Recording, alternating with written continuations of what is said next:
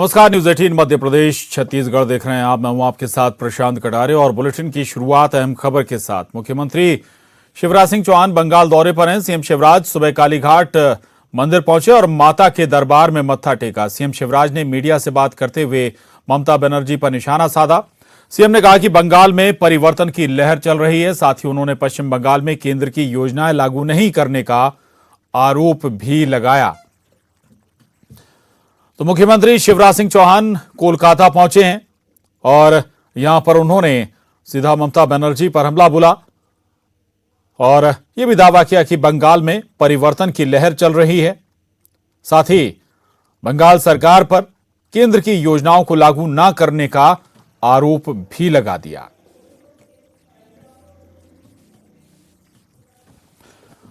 तो तस्वीरें देख रहे हैं आप। मुख्यमंत्री शिवराज सिंह चौहान, मध्य प्रदेश के सीएम शिवराज कोलकाता पहुंचे। बीजेपी के पक्ष में प्रचार करेंगे। कई जनसभाएं। मेरे प्यारे देशवासियों, नमस्कार। कल माघ पूर्णिमा का पर्व था। माघ का महीना विशेष रूप से नदियों, सरोवरों और जल स्रोतों से जुड़ा हुआ माना जाता है। हमारे शास्त्रों में कहा गया है, माघे निमग्ना सलिले शुशीते विमुक्त पापा त्रिदिवम प्रयांति। अर्थात माघ महीने में किसी भी पवित्र जलाशय में स्नान को पवित्र माना जाता है। दुनिया के हर समाज में नदी के साथ जुड़ी हुई कोई न कोई परंपरा होती ही है। नदी तट पर अनेक सभ्यताएं भी विकसित हुई हैं। हमारी संस्कृति क्योंकि हजारों वर्ष पुरानी है, इसलिए इसका विस्तार हमारे यहाँ और ज्यादा मिलता है। भारत में कोई ऐसा दिन नहीं होगा जब देश के किसी न किसी कोने में पानी से जुड़ा कोई उत्सव न हो। माघ के दिनों में तो लोग अपना घर, परिवार, सुख सुविधा छोड़कर पूरे महीने नदियों के किनारे कल्पवास करने जाते हैं। इस बार हरिद्वार में कुंभ भी हो रहा है। जल हमारे लिए जीवन भी है, आस्था भी है और विकास की धारा भी है। पानी एक तरह से पारस से भी ज्यादा महत्वपूर्ण है। कहा जाता है, पारस के स्पर्श से लोहा सोने में परिवर्तित हो जाता है। वैसे ही पानी का स्पर्श जीवन के लिए जरूरी है, विकास के लिए जरूरी है। साथियों, माघ महीने को जल से जोड़ने का संभवतः एक और भी कारण है। इसके बाद से ही सर्दियां खत्म हो जाती हैं और गर्मियों की दस्तक होने लगती हैं। इसलिए पानी के संरक्षण के लिए हमें अभी से ही प्रयास शुरू कर देने चाहिए। कुछ दिनों बाद मार्च महीने में ही 22 तारीख को वर्ल्ड वाटर डे भी है। मुझे यूपी की आराध्या जी ने लिखा है कि दुनिया में करोड़ों लोग अपने जीवन का बहुत बड़ा हिस्सा पानी की कमी को पूरा करने में ही लगा देते हैं। बिन पानी सब सून, ऐसे ही नहीं कहा गया है। पानी के संकट को हल करने के लिए एक बहुत ही अच्छा मैसेज पश्चिम बंगाल के उत्तर दिनाजपुर से सुजीत जी ने मुझे भेजा है। सुजीत जी ने लिखा है कि प्रकृति ने जल के रूप में हमें एक सामूहिक उपहार दिया है, इसलिए इसे बचाने की जिम्मेदारी भी सामूहिक है। ये बात सही है। जैसे सामूहिक उपहार है, वैसे ही सामूहिक उत्तरदायित्व भी है। सुजीत जी की बात बिल्कुल सही है। नदी, तालाब, झील, वर्षा या जमीन का पानी, ये सब हर किसी के लिए है। साथियों, एक समय था जब गांव में कुएं, पोखर, इनकी देखभाल सब मिलकर करते थे। अब ऐसा ही एक प्रयास तमिलनाडु के तिरुवन्नामलाई में हो रहा है। यहाँ स्थानीय लोगों ने अपने कुओं को संरक्षित करने के लिए अभियान चलाया हुआ है। ये लोग अपने इलाके में वर्षों से बंद पड़े सार्वजनिक कुओं को फिर से जीवित कर रहे हैं। मध्य प्रदेश के अगरोदा गांव की बबीता राजपूत जी भी जो कर रही है उससे आप सभी को प्रेरणा मिलेगी। बबीता जी का गांव बुंदेलखंड में है। उनके गांव के पास कभी एक बहुत बड़ी झील थी जो सूख गई थी। उन्होंने गांव की ही दूसरी महिलाओं को साथ लिया और झील तक पानी ले जाने के लिए एक नहर बना दी। इस नहर से बारिश का पानी सीधे झील में जाने लगा। अब ये झील पानी से भरी रहती है। साथियों, उत्तराखंड के बागेश्वर में रहने वाले जगदीश कुनियाल जी का काम भी बहुत कुछ सिखाता है। जगदीश जी का गांव और आसपास का क्षेत्र पानी की जरूरतों के लिए एक प्राकृतिक स्रोत पर निर्भर था, लेकिन कई साल पहले ये स्रोत सूख गया। इससे पूरे इलाके में पानी का संकट गहराता चला गया। जगदीश जी ने इस संकट का हल वृक्षारोपण से करने की ठानी। उन्हें पूरे इलाके में गांव के लोगों के साथ मिलकर हजारों पेड़ लगाए और आज उनके इलाके का सूख चुका वो जल स्रोत फिर से भर गया है। साथियों, पानी को लेकर हमें इसी तरह अपनी सामूहिक जिम्मेदारियों को समझना होगा। भारत के ज्यादातर हिस्सों में मई जून में बारिश शुरू होती है। क्या हम अभी से अपने आसपास के जल स्रोतों की सफाई के लिए, वर्षा जल के संचयन के लिए 100 दिन का कोई अभियान शुरू कर सकते हैं? इसी सोच के साथ अब से कुछ दिन बाद जल शक्ति मंत्रालय द्वारा भी जल शक्ति अभियान कैच द रेन भी शुरू किया जा रहा है। इस अभियान का मूल मंत्र है catch the rain where it falls when it falls. हम अभी से जुटेंगे। हम पहले से जो रेन वाटर हार्वेस्टिंग सिस्टम है उन्हें दुरुस्त करवा लेंगे। गांवों में, तालाबों में, पोखरों की सफाई करवा लेंगे। जल स्रोतों तक जा रहे पानी के रास्ते की रुकावटें दूर कर लेंगे तो ज्यादा से ज्यादा वर्षा जल का संचयन कर पाएंगे। मेरे प्यारे देशवासियों, जब भी माघ महीने और इसके आध्यात्मिक सामाजिक महत्व की चर्चा होती है तो ये चर्चा एक नाम के बिना पूरी नहीं होती। ये नाम है संत रविदास जी का। माघ पूर्णिमा के दिन ही संत रविदास जी की जयंती होती है। आज भी संत रविदास जी के शब्द, उनका ज्ञान हमारा पथ प्रदर्शन करता है। उन्होंने कहा था, एकई माटी के सब भांडे, सबका एको सृजनहार। रविदास व्यापई एकई घट भीतर, सबको एकई घड़े कुम्हार। हम सभी एक ही मिट्टी के बर्तन हैं, हम सभी को एक ने ही गढ़ा है। संत रविदास जी ने समाज में व्याप्त विकृतियों पर हमेशा खुलकर अपनी बात कही। उन्होंने इन विकृतियों को समाज के सामने रखा, उसे सुधारने की राह दिखाई। और तभी तो मीरा जी ने कहा था, गुरु मिलिया रैदास, दीनी ज्ञान की घुटकी। ये मेरा सौभाग्य है कि मैं संत रविदास जी की जन्मस्थली वाराणसी से जुड़ा हुआ हूं। संत रविदास जी के जीवन की आध्यात्मिक ऊंचाई को और उनकी ऊर्जा को मैंने उस तीर्थ स्थल में अनुभव किया है। साथियों, रविदास जी कहते थे, करम बंधन में बंद रहियो, फल की नात जियो आस। कर्म मानुष का धर्म है, सत भाखे रविदास। अर्थात हमें निरंतर अपना कर्म करते रहना चाहिए, फिर फल तो मिलेगा ही मिलेगा। यानी कर्म से सिद्धि तो होती ही होती है। हमारे युवाओं को एक और बात संत रविदास जी से जरूर सीखनी चाहिए। युवाओं को कोई भी काम करने के लिए खुद को पुराने तौर तरीकों में बांधना नहीं चाहिए। आप अपने जीवन को खुद ही तय करिए, अपने तौर तरीके भी खुद बनाइए और अपने लक्ष्य भी खुद ही तय करिए। अगर आपका विवेक, आपका आत्मविश्वास मजबूत है तो आपको दुनिया में किसी भी चीज से डरने की जरूरत नहीं है। मैं ऐसा इसलिए कहता हूं क्योंकि कई बार हमारे युवा एक चली आ रही सोच के दबाव में वो काम नहीं कर पाते जो करना वाकई उन्हें पसंद होता है। इसलिए आपको कभी भी नया सोचने, नया करने में संकोच नहीं करना चाहिए। इसी तरह संत रविदास जी ने एक और महत्वपूर्ण संदेश दिया है। ये संदेश है अपने पैरों पर खड़ा होना। हम अपने सपनों के लिए किसी दूसरे पर निर्भर रहें, ये बिल्कुल ठीक नहीं है। जो जैसा है वैसा चलता रहे। रविदास जी कभी भी इसके पक्ष में नहीं थे और आज हम देखते हैं कि देश का युवा भी इस सोच के पक्ष में बिल्कुल नहीं है। आज जब मैं देश के युवाओं में इनोवेटिव स्पिरिट देखता हूं तो मुझे लगता है कि हमारे युवाओं पर संत रविदास जी को जरूर गर्व होता।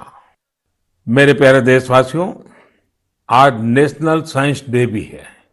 आज का दिन भारत के महान वैज्ञानिक डॉक्टर सीवी रमन जी द्वारा की गई रमन इफेक्ट खोज को समर्पित है। केरल से योगेश्वरन जी ने नमो ऐप पर लिखा है कि रमन इफेक्ट की खोज ने पूरी विज्ञान की दिशा को बदल दिया था। इससे जुड़ा हुआ एक बहुत अच्छा संदेश मुझे नासिक के स्नेहिल जी ने भी भेजा है। स्नेहिल जी ने लिखा है कि हमारे देश के अनगिनत वैज्ञानिक हैं जिनके योगदान के बिना साइंस इतनी प्रगति नहीं कर सकती थी। हम जैसे दुनिया के दूसरे वैज्ञानिकों के बारे में जानते हैं, वैसे ही हमें भारत के वैज्ञानिकों के बारे में भी जानना चाहिए। मैं भी मन की बात के इन श्रोताओं की बात से सहमत हूं।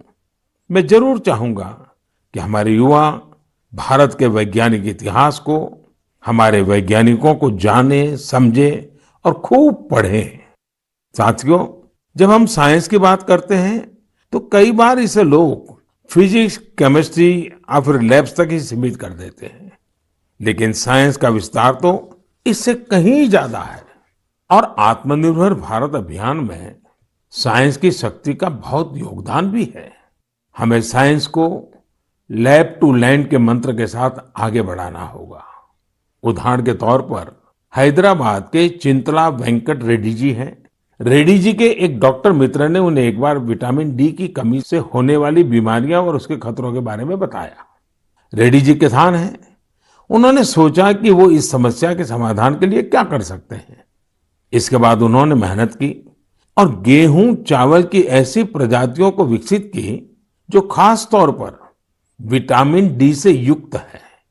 इसी महीने उन्हें World Intellectual Property Organization Geneva से पेटेंट भी मिली है।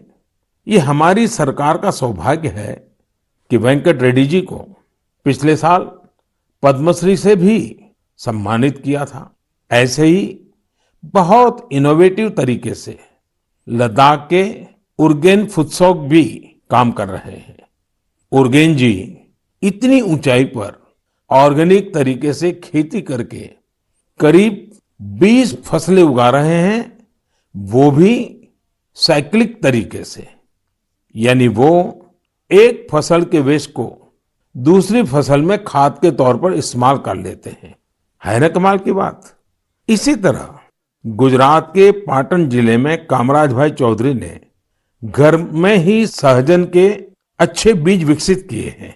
सहजन को कुछ लोग सरगवा बोलते हैं, इसे मोरिंगा या ड्रमस्टिक भी कहा जाता है।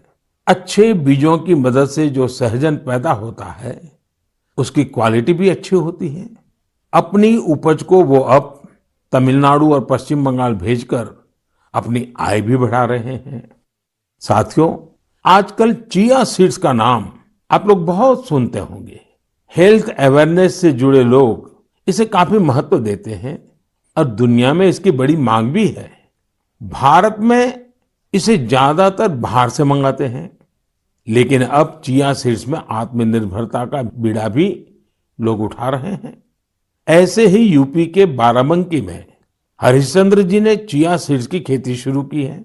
चिया सीड्स की खेती उनकी आय भी बढ़ाएगी और आत्मनिर्भर भारत अभियान में मदद भी करेगी।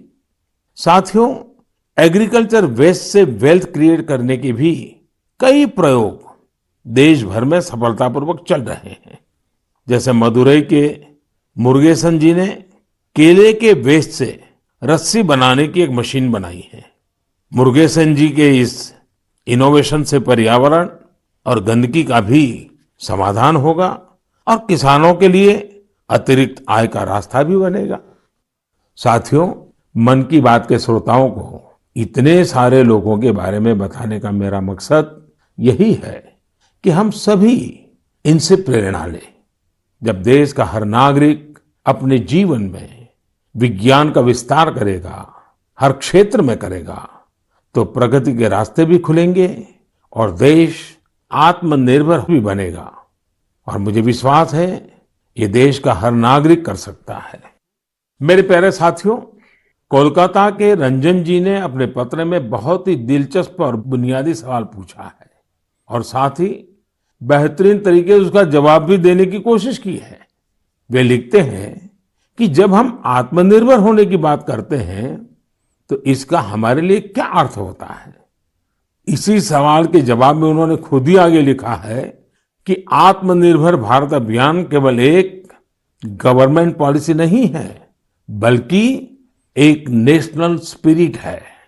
वो मानते हैं कि आत्मनिर्भर होने का अर्थ है कि अपनी किस्मत का फैसला खुद करना, यानी स्वयं अपने भाग्य का नियंता होना। रंजन बाबू की बात 100% सही है। उनकी बात को आगे बढ़ाते हुए मैं ये भी कहूंगा कि आत्मनिर्भरता की पहली शर्त होती है अपने देश की चीजों पर गर्व होना, अपने देश के लोगों द्वारा बनाई वस्तुओं पर गर्व होना। जब प्रत्येक देशवासी गर्व करता है, प्रत्येक देशवासी जुड़ता है, तो आत्मनिर्भर भारत सिर्फ एक आर्थिक अभियान न रहकर एक नेशनल स्पिरिट बन जाता है। जब आसमान में हम अपने देश में बने फाइटर प्लेन तेजस को कलाबाजियां खाते देखते हैं, जब भारत में बने टैंक, भारत में बनी मिसाइलें हमारा गौरव बढ़ाते हैं, जब समृद्ध देशों में हम मेट्रो ट्रेन के मेड इन इंडिया कोचेस देखते हैं, जब दर्जनों देशों तक made in India corona vaccine को पहुंचते हुए देखते हैं, तो हमारा माथा और ऊंचा हो जाता है। और ऐसा ही नहीं है कि बड़ी बड़ी चीजें ही भारत को आत्मनिर्भर बनाएगी। भारत में बने कपड़े, भारत के टैलेंटेड कारीगरों द्वारा बनाया गया हैंडीक्राफ्ट का सामान, भारत के इलेक्ट्रॉनिक उपकरण, भारत के मोबाइल, हर क्षेत्र में हमें इस गौरव को बढ़ाना होगा। जब हम इसी सोच के साथ आगे बढ़ेंगे, तभी सही मायने में आत्मनिर्भर बन पाएंगे। और साथियों, मुझे खुशी है कि आत्मनिर्भर भारत का ये मंत्र देश के गांव-गांव में पहुंच रहा है। बिहार के बेतिया में यही हुआ है, जिसके बारे में मुझे मीडिया में पढ़ने को मिला।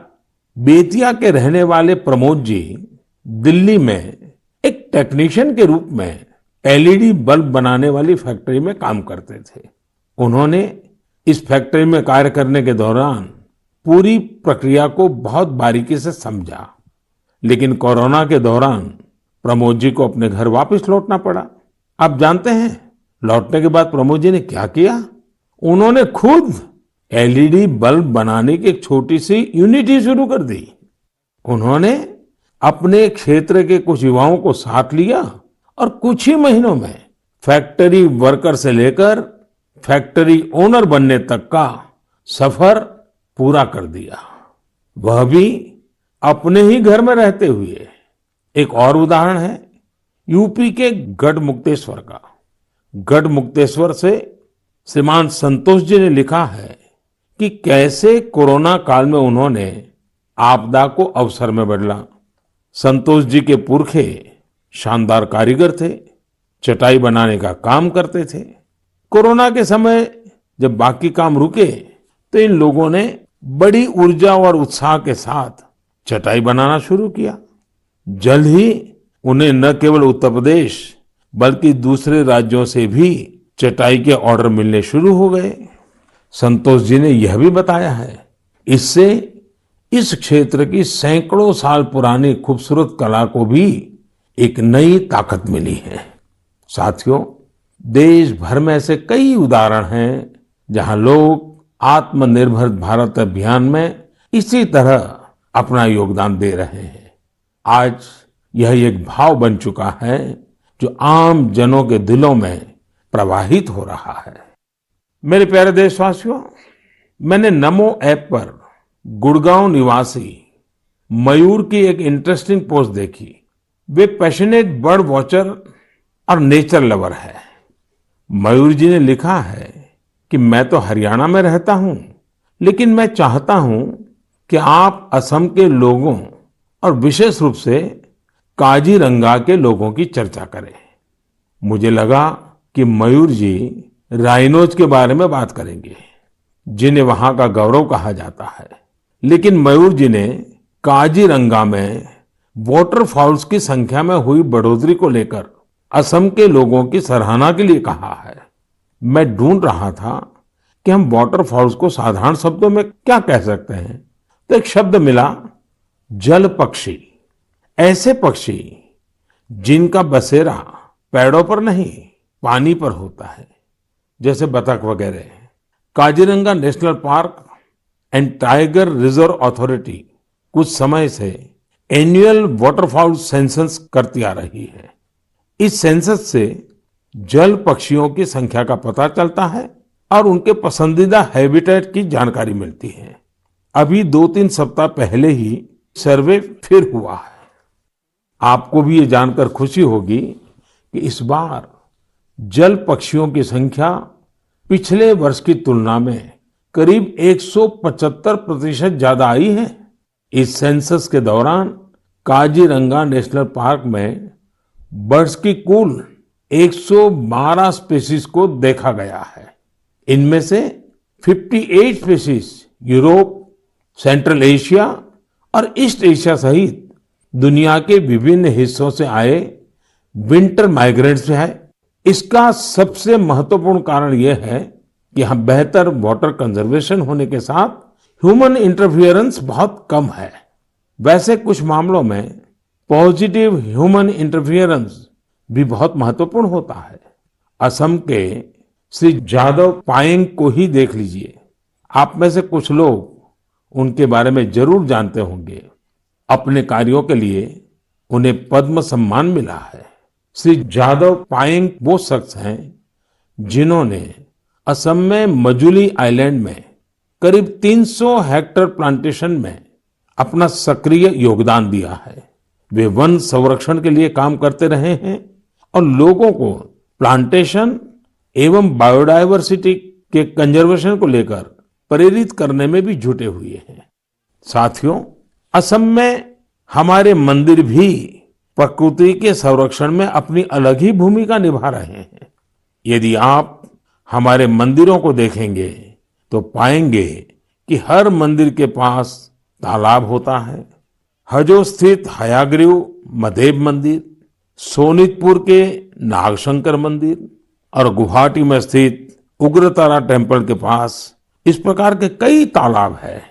इनका उपयोग विलुप्त होते कछुओं की प्रजातियों को बचाने के लिए किया जा रहा है। असम में कछुओं की सबसे अधिक प्रजातियां पाई जाती हैं।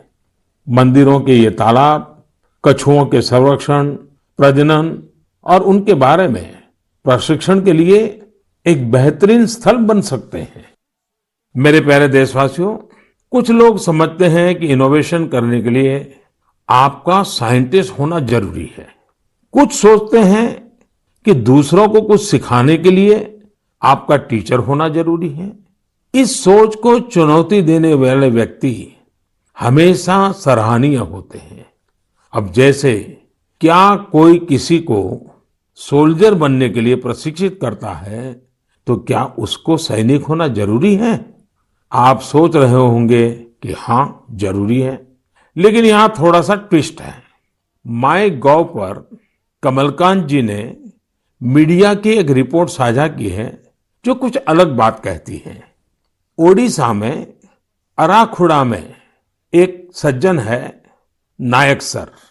वैसे तो इनका नाम सिलू नायक है, पर सब उन्हें नायक सर ही बुलाते हैं। दरअसल वे मैन ऑन अ मिशन है। वह उन युवाओं को मुफ्त में प्रशिक्षित करते हैं जो सेना में शामिल होना चाहते हैं। नायक सर के ऑर्गेनाइजेशन का नाम महागुरु बटालियन है। इसमें फिजिकल फिटनेस से लेकर इंटरव्यूज तक और राइटिंग से लेकर ट्रेनिंग तक, इन सभी पहलुओं के बारे में बताया जाता है। आपको यह जानकर हैरानी होगी कि उन्होंने जिन लोगों को प्रशिक्षण दिया है, उन्होंने थल सेना, जल सेना, वायु सेना, सीआरपीएफ, बीएसएफ ऐसे यूनिफॉर्म फोर्सेस में अपनी जगह बनाई है। वैसे आप ये जानकर भी आश्चर्य से भर जाएंगे कि सिलू नायक जी ने खुद ओडिशा पुलिस में भर्ती होने के लिए प्रयास किया था, लेकिन वो सफल नहीं हो पाए। इसके बावजूद उन्होंने अपने प्रशिक्षण के दम पर अनेक युवाओं को राष्ट्र सेवा के योग्य बनाया है। आइए हम सब मिलकर नायक सर को शुभकामना दें कि वह हमारे देश के लिए और अधिक नायकों को तैयार करें। साथियों, कभी कभी बहुत छोटा और साधारण सा सवाल भी मन को झकझोर जाता है। ये सवाल लंबे नहीं होते हैं, बहुत सिंपल होते हैं, फिर भी वे हमें सोचने पर मजबूर कर देते हैं। कुछ दिन पहले हैदराबाद की अपर्णा रेड्डी जी ने मुझसे ऐसा ही एक सवाल पूछा। उन्होंने कहा कि आप इतने साल से पीएम है, इतने साल सीएम रहे, क्या आपको कभी लगता है कि कुछ कमी रह गई? अपर्णा जी का सवाल बहुत सहज है, लेकिन उतना ही मुश्किल भी। मैंने इस सवाल पर विचार किया और खुद से कहा, मेरी एक कमी ये रही कि मैं दुनिया की सबसे प्राचीन भाषा तमिल सीखने के लिए बहुत प्रयास नहीं कर पाया। मैं तमिल नहीं सीख पाया। यह एक ऐसी सुंदर भाषा है जो दुनिया भर में लोकप्रिय है। बहुत से लोगों ने मुझे तमिल लिटरेचर की क्वालिटी और इसमें लिखी गई कविताओं की गहराई के बारे में बहुत कुछ बताया है। भारत ऐसी अनेक भाषाओं की स्थली है जो हमारी संस्कृति और गौरव का प्रतीक है। भाषा के बारे में बात करते हुए मैं एक छोटी सी इंटरेस्टिंग क्लिप आप सबके साथ साझा करना चाहता हूँ। भवतां सर्वेषां हार्दं हार्दं स्वागतम् अस्ति। एकता मूर्त्याः दक्षिणतः सातपुला पर्वतमाला अस्ति। एकता मूर्त्याः वामतः विन्ध्याचल पर्वतमाला अस्ति। एकता मूर्त्याः नर्मदा नदीस्य उपरि भागे वर्तते। अहम् एकता मूर्त्याः कार्यकर्ता अस्ति। सरदार वल्लभभाई पटेलः लोह पुरुषः इति उच्यते।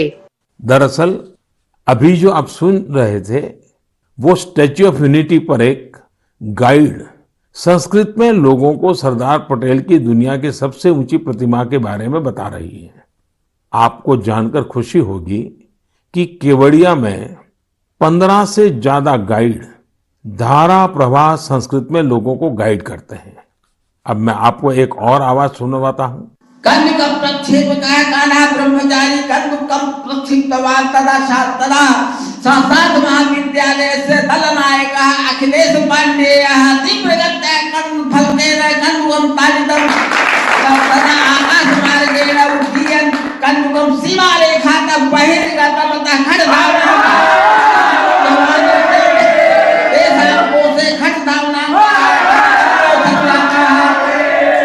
आप भी इसे सुनकर हैरान हो गए होंगे। दरअसल यह संस्कृत में की जा रही क्रिकेट कमेंट्री है। वाराणसी में संस्कृत महाविद्यालयों के बीच एक क्रिकेट टूर्नामेंट होता है। ये महाविद्यालय है शास्त्रार्थ महाविद्यालय, स्वामी वेदांती वेद विद्यापीठ, श्री ब्रह्मवेद विद्यालय और इंटरनेशनल चंद्रमौली चैरिटेबल ट्रस्ट। इस टूर्नामेंट के मैचों के दौरान कमेंट्री संस्कृत में भी की जाती है। अभी मैंने उस कमेंट्री का एक बहुत ही छोटा सा हिस्सा आपको सुनाया। यही नहीं, इस टूर्नामेंट में खिलाड़ी और कमेंटेटर पारंपरिक परिधान में नजर आते हैं। यदि आपको एनर्जी, एक्साइटमेंट, सस्पेंस सब कुछ एक साथ चाहिए तो आपको खेलों की कमेंट्री सुननी चाहिए। टीवी आने से बहुत पहले स्पोर्ट्स कमेंट्री ही वो माध्यम थी जिसके जरिए क्रिकेट और हॉकी जैसे खेलों का रोमांच देश भर के लोग महसूस करते थे। टेनिस और फुटबॉल मैचों की कमेंट्री भी बहुत अच्छी तरह से पेश की जाती है। हमने देखा है कि जिन खेलों में कमेंट्री समृद्ध है उनका प्रचार प्रसार बहुत तेजी से होता है। हमारे यहाँ भी बहुत से भारतीय खेल हैं, लेकिन उनमें कमेंट्री कल्चर नहीं आया है और इस वजह से वो लुप्त होने की स्थिति में है।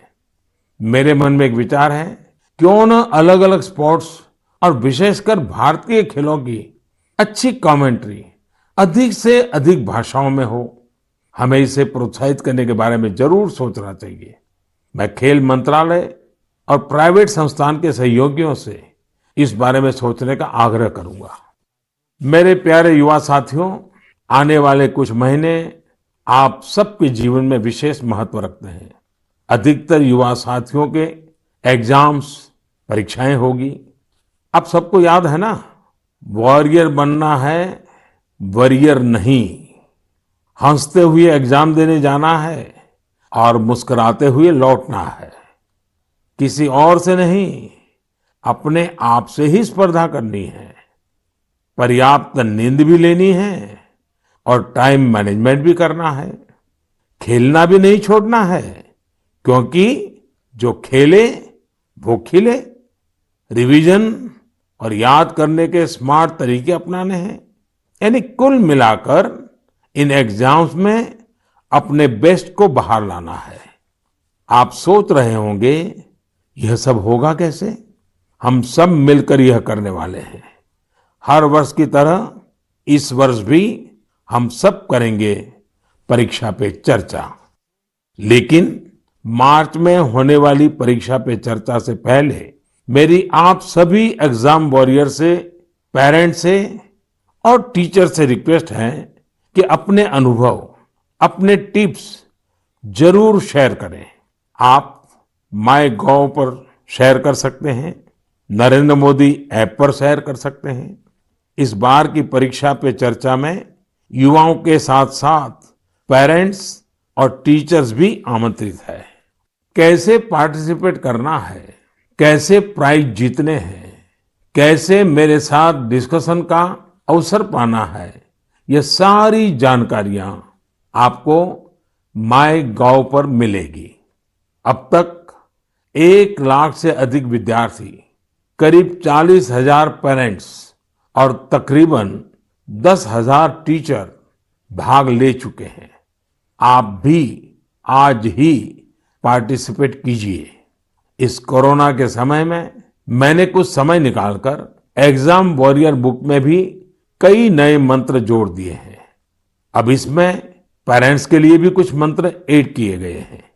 इन मंत्रों से जुड़ी ढेर सारी interesting activities Narendra Modi app पर दी हुई है, जो आपके अंदर के एग्जाम वॉरियर को इग्नाइट करने में मदद करेगी। आप इनको जरूर ट्राई करके देखिए। सभी युवा साथियों को आने वाली परीक्षाओं के लिए बहुत बहुत शुभकामनाएं। मेरे प्यारे देशवासियों, मार्च का महीना हमारे फाइनेंशियल ईयर का आखिरी महीना भी होता है। इसलिए आप में से बहुत से लोगों के लिए काफी व्यस्तता भी रहेगी। अब जिस तरह से देश में आर्थिक गतिविधियां तेज हो रही हैं, उससे हमारे व्यापारी और उद्यमी साथियों की व्यस्तता भी बहुत बढ़ रही है।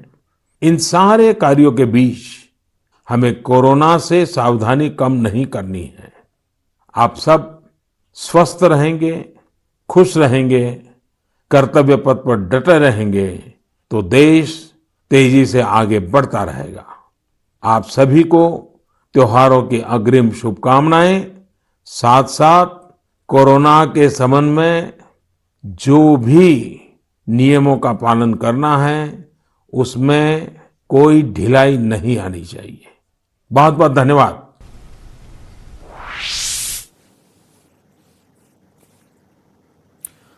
और फिर मोदी के मन की बात सुन रहे थे आप। बुलेटिन में वक्त एक छोटे से ब्रेक का, ब्रेक के बाद भी खबरों का सिलसिला लगातार जारी है।